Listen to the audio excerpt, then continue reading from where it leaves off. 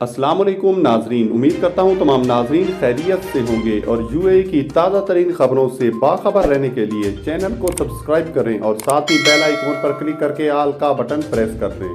بڑھتے ہیں آج کی UAE کی تازہ ترین خبروں کی جانب۔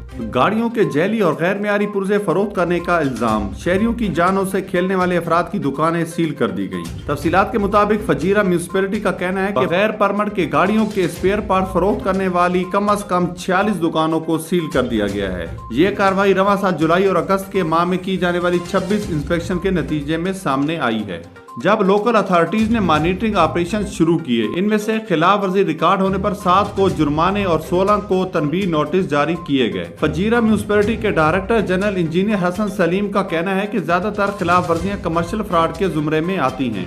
ان کا کہنا تھا کہ کنزیومر پروٹیکشن ڈپارٹمنٹ 34 قسم کی کنزیومر پرابلم حل کرنے کے لیے کام کرتا ہے، جن میں سروس میں تاخیر، وارنٹی کی شکایت، قیمتوں میں اضافہ اور ضروری کام پورا نہ کرنا جیسے مسائل شامل ہیں۔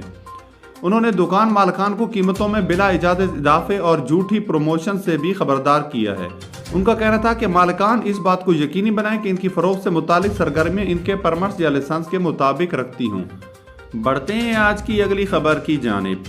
متحدہ عرب امارات میں ڈاکٹر والدین سے کہہ رہے ہیں کہ وہ سردیوں سے پہلے اپنے بچوں کو کورونا ویکسین ضرور لگوائیں۔ ماہرین طب کو اگست اور فروری کے درمیان میں بڑی سطح پر انفیکشن کی امید ہے، جس موسم کو بڑی سطح پر زکام کا موسم کہا جاتا ہے۔ ایسے میں جب اکتوبر سے اسکول مکمل طور پر کھل جائیں گے، والدین کو سب سے بڑی فکر ان کے بچوں کی صحت کی ہوتی ہے، اس لیے انہیں چاہیے کہ اپنے بچوں کی ویکسین کروا لیں۔ بڑھتے ہیں آج کی اگلی خبر کی جانب۔ دبئی کے ولی عہد نے کہا ہے کہ رواں سال معیشت میں 3.1% اضافے کا ہدف رکھا گیا ہے۔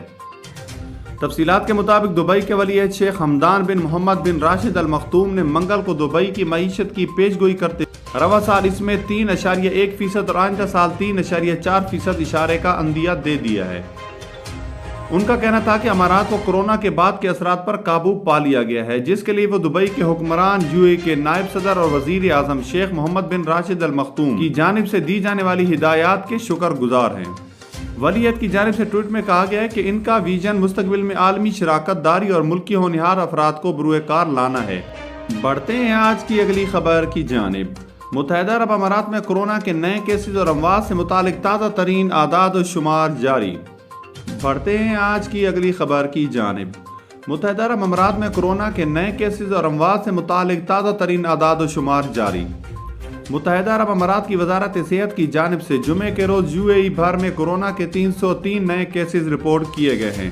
مزید برآں وزارت کے مطابق ملک بھر میں کورونا سے سیاب ہونے والوں کی تعداد 373 رہی، جبکہ وائرس سے مزید 3 افراد ہلاک ہو گئے ہیں۔ یاد رہے کہ UAE میں کورونا وبا کے آغاز سے 24 ستمبر 2021 تک کورونا کے 7,34,275 کیسز سامنے آئے ہیں، جبکہ اسی دورانیے میں کورونا سے سیاب ہونے والوں کی کل تعداد 7,26,408 ہے۔ تاہم وائرس کے باعث اب تک 2,086 اموات ہو چکی ہیں۔